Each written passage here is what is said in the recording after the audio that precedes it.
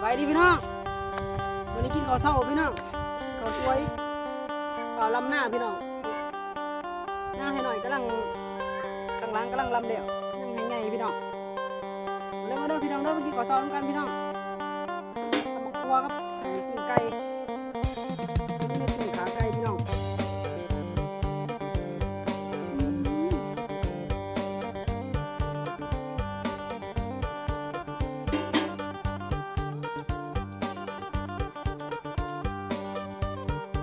ไก่เห็ดแซ่บเนาะ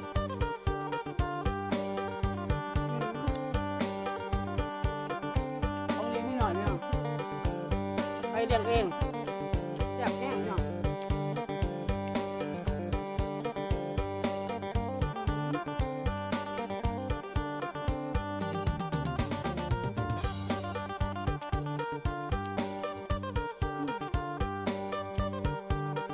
กินไก่ลาดเนาะ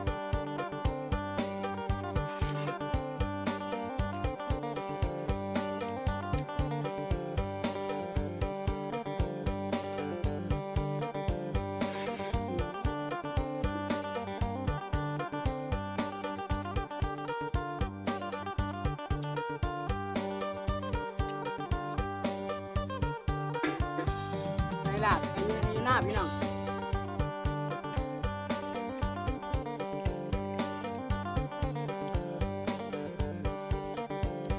ช่วงนี้อยู่จะให้หน้าพี่น้องบริเวณคิดตั้งไรอะ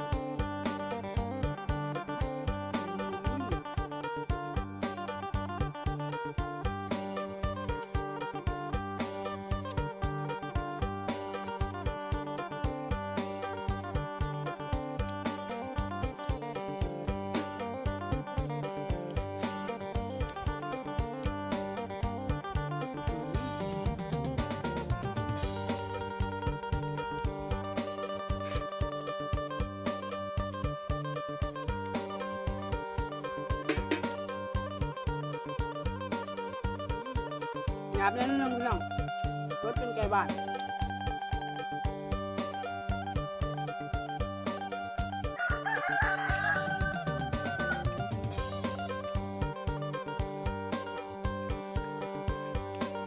ตักกระเพาะนะ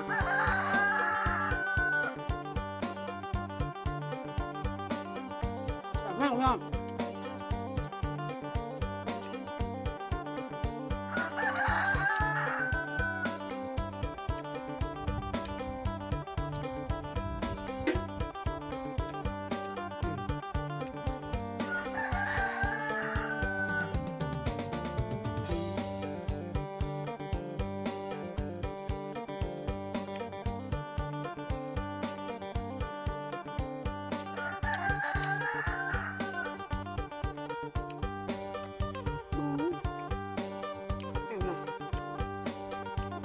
สวยมั้ย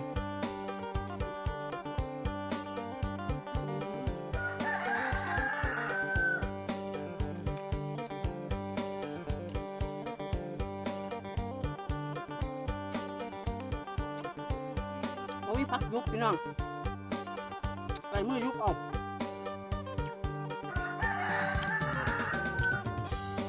ปิดมือพี่น้อง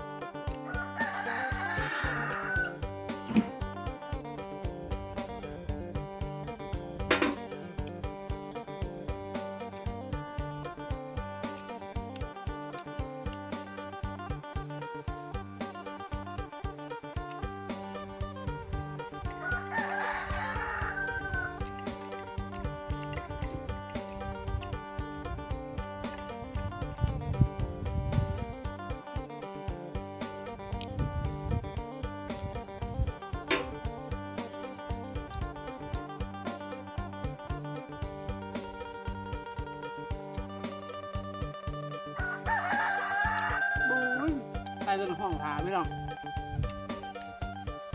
จัก มือแล้วพุ่นน่ะเจ็บตัว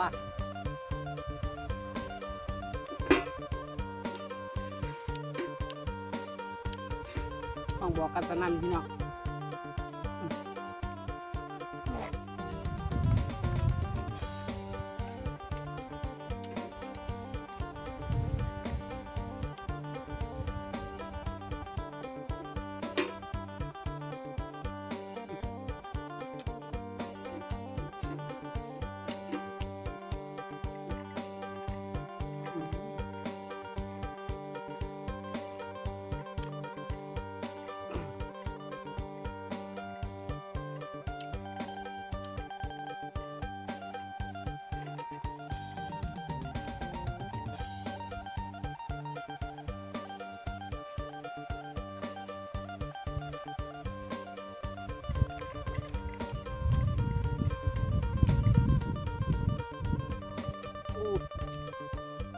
ตำกวนกับปิ้งไก่เขาขนาดพี่น้อง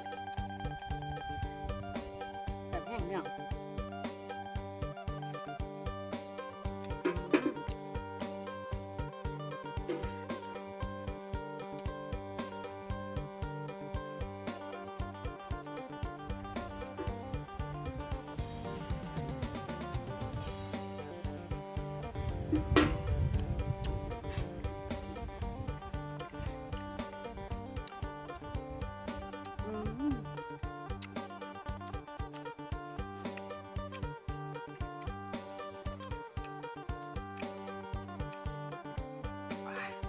แซ่บพี่น้อง